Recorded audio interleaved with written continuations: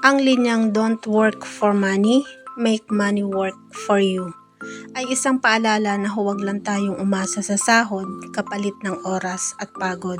Sa madaling salita, kung puro trabaho lang ang pinanggagalingan ng kita mo, kapag tumigil ka sa pagtatrabaho, tumitigil din ang kita. Pero kapag natutunan mong pagtrabahuhin ang pera, kahit natutulog ka o nagpapahinga, kumikita pa rin ito para sa'yo.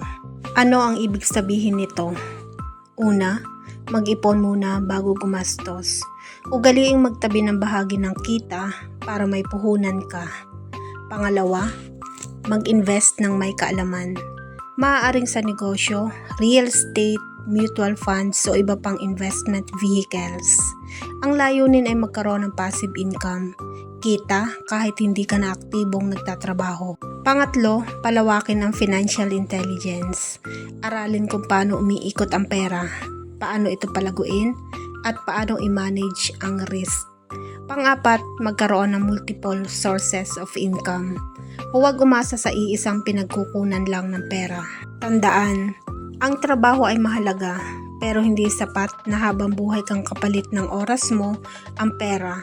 Mas matalinong pagtrabahuhin ang pera para balang araw, ikaw na ang may kontrol sa oras mo.